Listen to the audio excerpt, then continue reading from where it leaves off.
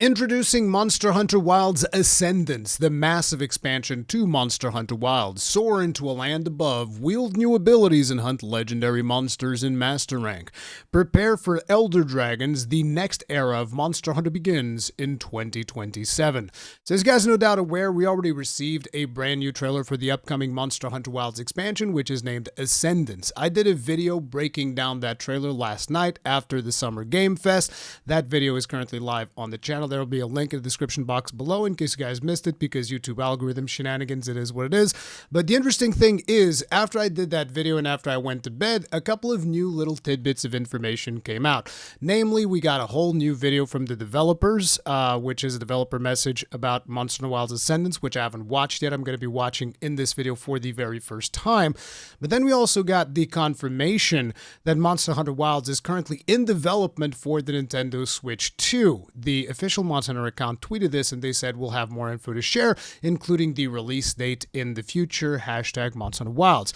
Now, there were already rumors that this was the case, that there was a port being developed for the Nintendo Switch 2, but we never really got official confirmation, which is why I never really reported on it, because sometimes you get a lot of rumors and not a whole lot of substance actually comes out of them. So this is actually somewhat surprising to me, because considering the performance issues that we experienced both on the PC version as well as the console version, I'm just surprised that Capcom's like, no, we're going to take all that and we're actually going to port it over to the Nintendo Switch 2, which is, you could argue, one of the weaker modern consoles that we have currently available to us. So this tells me that hopefully, maybe it's copium, okay? Maybe I'm on the cope train, but it tells me that potentially Capcom is feeling a lot more optimistic about the performance of RE Engine. Like maybe they finally cracked the code. They figured out how to make this game work properly with the RE Engine, if they're risking a port to the Switch 2. Because if you take into consideration all of the backlash that this team has already received with performance on PC of all platforms, and on top of it on consoles as well, if they're confident that they can actually put this on the Switch 2, it would be one hell of a gamble if they can't really pull it off with an appropriate, frame rate. So we'll see what happens with that. I am super curious to see Wilds running on a Switch 2. But yeah, hopefully this is good news for RE Engine. At least I'm, again, maybe I'm on the cope train. We'll see what turns out, but I'm super curious to see what this looks like on the Switch. Now, another little tidbit that I kind of missed out yesterday, because this whole thing came out at like 1 in the morning, midnight, whatever it was, when I was analyzing the trailer.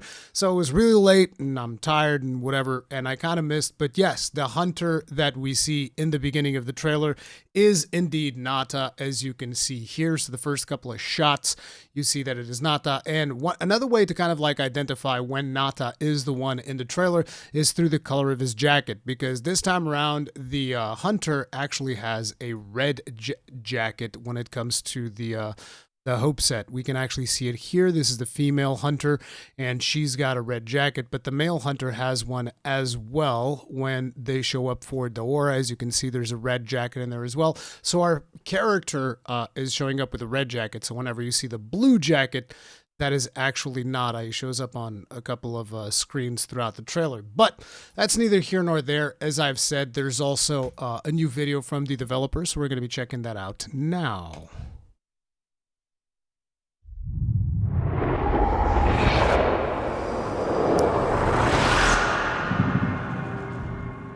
Wonder if this is translated or is it subtitled?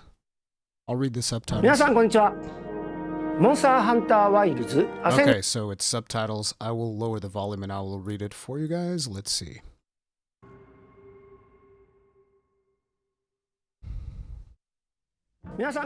Hello everyone, I'm Ryozu Sugimoto, producer of Monster Hunter Wilds Ascendance. I'd like to provide more details about this massive expansion, the Monster Hunter Wilds, so we've invited the game's director to share some information with us. Let's hear a brief self-introduction. Hello everyone, I'm Takuru Hiraoka, director of Monster Hunter Wilds Ascendance. Thanks for having me today. Let's jump right into it. First, let's take a look at the newly released trailer for the game. Oh, they're just going to play the trailer? Okay. We're going to skip ahead of this. We already did a trailer analysis. So Just go right ahead. Monster Monster Hunter Wilds Ascendance, the massive expansion to Monster Hunter Wilds, is planned to release in 2027.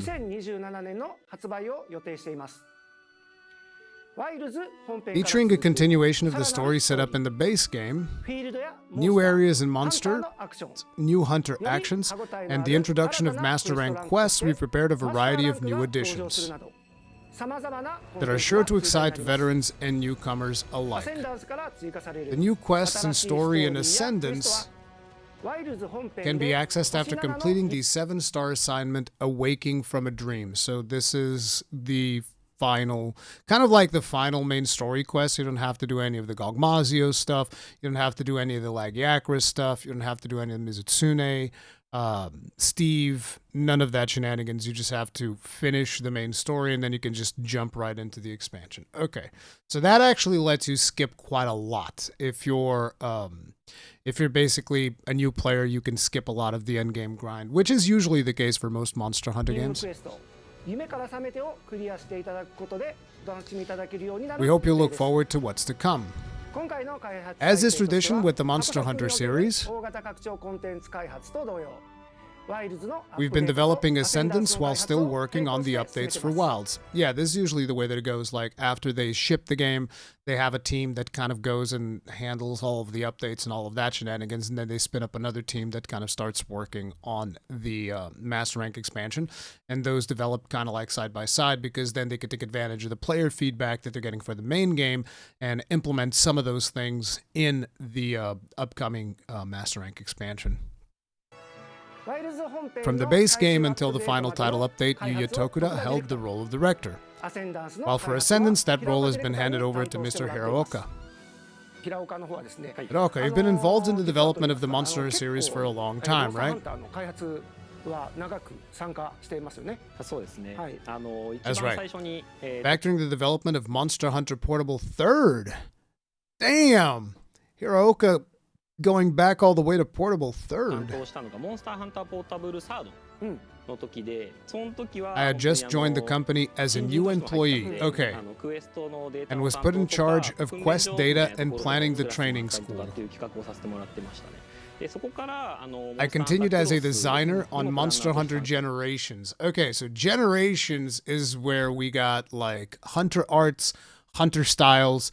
So I guess it's a little bit less surprising now that we're getting this boost bracer shenanigans, because Hiraoka clearly likes that type of stuff. I mean, although it says that he's a designer, so not really a director back then, but he probably worked on some of those things. And then was the lead game designer on Generations Ultimate and Iceborne. Okay, so Clutch Claw and the evolution of styles. Bro, Alchemy style. Alchemy style, bro. Let's go. Chuck the barrel. Let's go. Alchemy style. Okay, so bro's got some chops, is what he's going for. I began to think of Ascendance during the development of Wilds. I played early builds of the game, looked at design docs, and consulted members of the Wilds team while continuing to refine the ideas I had. Ascendance. Regarding the title Ascendance, I'm sure some of you are still wondering why we chose that word. It's because we ascend onto the islands, which are being held up by the Dragon Torch, which, by the way, you guys correctly pointed out, we didn't destroy the Dragon Torch, which was something that I wrongfully mentioned during the previous trailer analysis, because a lot of stuff is getting mixed together with all the stuff we've done in Monster Hunter. But yeah, we destroyed Zoshia so that we wouldn't have to destroy the Dragon Torch. And the Dragon Torch is likely the reason why those islands are still floating, because you see the tendrils of DNA strands that are going upwards, and they're probably receiving energy from the Dragon Torch, and that is what is allowing them to defy gravity the way that they are. Again, speculation. Ascendance can hold various meanings, like climb or advance. When you look at the visuals for the new locale, it's easy to see the intention. Yes. But with the addition of the new monsters, hunter actions, and master rank, We've taken all the components from Wilds and have brought them to the next level. It's a true evolution of the game, and we have chosen a word that encapsulates this. We hope you look forward to ascending into this new expansion. New locale. You may have seen a glimpse of it in the trailer, but there was an area with floating islands. Yes. Would you mind explaining? That's the new locale. It's a series of floating ruins that are known as the Skybound Eyrie. So usually most Master Rank expansions will feature one new locale. Like if you think of Iceborne, for instance, you'll see that we have the Hoarfrost Reach. If you think of Sunbreak, you'll see that we have, what was it called? The Citadel, the place with all the castles. Me and names, you guys know. I can remember I have a vivid image of each of these locations, but remembering the actual name, absolutely atrocious. I'm terrible about that stuff. But yeah, the Citadel, the Hoarfrost Reach. In the case of, I think Generations Ultimate, it was a Ruined Pinnacle, right? If I remember correctly. But yeah, you guys get the idea. Usually with each of these Master Rank expansions, you get one new locale. Actually, in the case of Iceborne, we got two, because we got the Hoarfrost Reach and we got the Guiding Lands. But yeah, Skybound Eyrie. When creating this locale, we wanted to design a location that is visually appealing, where players will be in awe of its beauty. In addition to that, we wanted to introduce new fun ways to travel around on your sacred. As you saw in the trailer, you can ride updrafts and glide between islands. We've prepared other environmental features unique to this locale as well. Boost Bracer. In Ascendance, we're also adding some new actions for each weapon type. These actions will be available through the Boost Bracer. Okay, so somebody had messaged me saying that there were new actions besides the Boost Bracer, but it seems like, according to what the director is saying, he specifically says, in Ascendance, we're also adding some new actions for each weapon type, so they're adding new actions for each of the weapons. These actions will be available through the Boost Bracer. So what this tells me is that every action requires the use of the Boost Bracer, every new action, that is. With this, we've made weapon actions from Wilds even more fun and exhilarating to play. Activating the Boost Bracer will temporarily enhance actions, such as attacks, combos, and mobility, allowing for more versatility in hunts. So this is actually one of those things that I'm not super thrilled about. I'm just going to be real. Like, look, I'm excited to play the game. I think it's going to be an absolute blast. But when it comes to the tempo of Monster Hunter, I've always been someone that appreciates a slower tempo when it comes to hunts. I like more emphasis on positioning, slower, more deliberate combat. I also really like the arcade side of things, but if I had to choose between, arcadey, hunter arts, hunter styles type of combat, versus more slow and deliberate, I would always go slow and deliberate. That's not to say I can't enjoy the faster pace. I think it'll be a lot of fun, but definitely I'm really jonesing for a more slower, more methodical combat Monster Hunter. It's not going to be this one, 100%. And I'm aware of that, and I can accept that, and I still think it's going to be a lot of fun. But yeah, Boost Bracer is just going to take the already fantastic mobility that we kind of have in Monster Hunter Wilds, because if you think about stuff like focus mode and all of that, we already have like really good mobility, really good tracking on the monster, really good up times, and it's just going to take that to the next level, which means that in order to counteract that, monsters are going to become even faster than what we've already seen in Monster Hunter Wilds, because that kind of is the push and pull that you have to do when you have more mobility on your hunter. You'd expect that, okay, so the monsters are going to be faster as well. So expect the combat to become even more twitchy than it already is in Monster Hunter Wilds.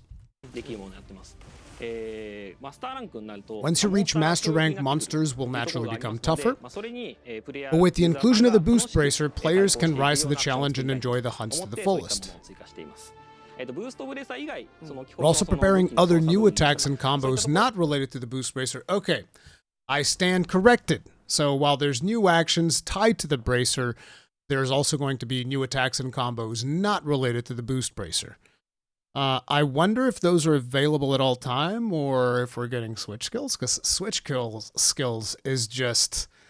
It was just such a fantastic addition that I can't believe it didn't become like a mainstay. I would love it if they would just be like, oh yeah, it's basically kind of like switch skills. That'd be really cool. So please look forward to them. Okay. Monsters. Now there was a new monster that appeared in the trailer. But towards the end, we also saw the return of a fan favorite Elder Dragon as well. Who are these people? I'm looking at you in the audience. Who are you people that like Kushala Daora? What is wrong with you? Who hurt you? I'm joking. I actually don't mind Kushala Daora that much. It's not really that big of a deal. You usually flash him out of the sky or you sticky bomb him or whatever. There's a million different ways of dealing with Kushala Daora. I liked the implementation of Kushala Daora in Sunbreak. I thought it was pretty good. It was definitely better than the one that we had in World and Iceborne. Because back in World, Kushala Daora was basically just flash him out of the sky, beat his ass. There's nothing he can actually do. And then in Iceborne, Capcom was like, "Oh, you guys like flashing him, huh? We're gonna put a cap on that. No more flashing him out of the sky after like the third or fourth flash or something along those lines." And then you just have to deal with it. You just have to look at him being in the air and just doing his little tornadoes. Unless you have a bowgun user in your party, then you can sticky him in the face and he's not going to move anymore. So that was another way of doing it. But no, I think it'll be interesting to see what their current interpretation of Kushala Daora is going to be. But towards the end, we also... Oh, no, wait. He's not talking about Kushala Daora. He's talking about Lao Shan Lung. That makes a lot more sense. That makes a lot more sense. Yes, he's talking about Lao Shan Lung.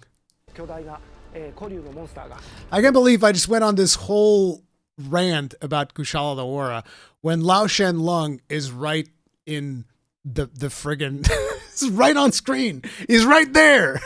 I'm still sleep deprived from last night, okay? You guys can make fun of me in the comment section. Go ahead. It's all good. We haven't gone up against it as hunters in quite some time. This massive Elder Dragon did appear in Stories 3, albeit in a crystallized form. Yeah. By the way, Stories 3, if you guys haven't played Stories 3, highly recommend. Ton of fun. Really cool game. We also saw the Elder Dragon Kushala Daora in the trailer too. Can't go into much detail yet, but Ascendance's story will be deeply connected with Elder Dragons. We hope you look forward to it. That is all the information we have today from Hunter Wilds Ascendance. We're hard at work preparing it for a 2027 release. Please look forward to more information in the future. Also, the newest RPG entry, yeah, they're going to be promoting Stories 3, makes sense. It's out now. Raydao and Arkveld from Wilds also appear in the game. This game is really good. Like, I know that a lot of people are like, oh, I'm not into turn-based, but like, you guys should check it out. It's really good.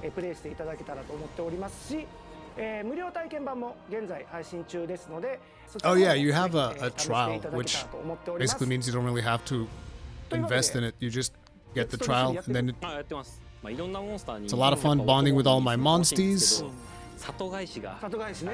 Habitat restoration was satisfying. Oh yeah, I was addicted to habitat restoration for the longest time. It's insane.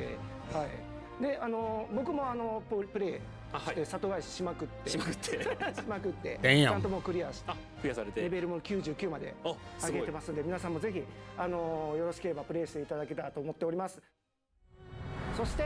Finally, we'd like to make one last announcement for Hunter Wilds. I'm assuming this is going to be the Switch port.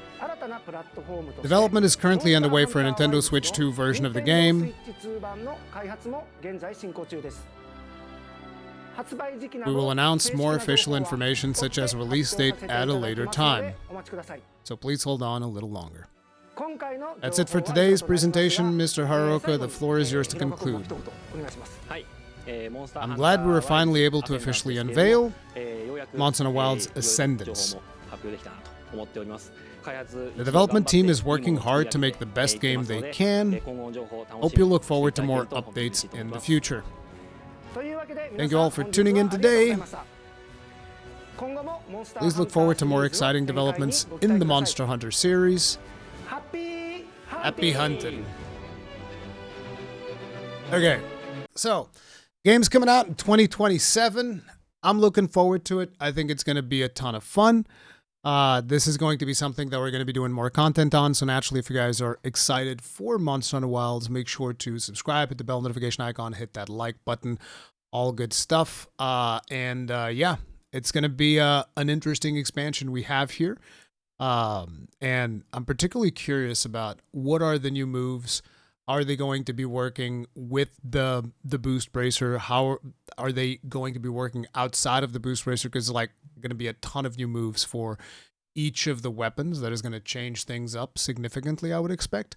So it'll be interesting to see how all that stuff pans out. And I kind of hesitate to say that, like, man, maybe good things are going to be happening in terms of performance if Capcom's confident enough to be porting it to the Switch too. But this time around, I'm going to be a little bit more cautious and just say, we'll wait and see.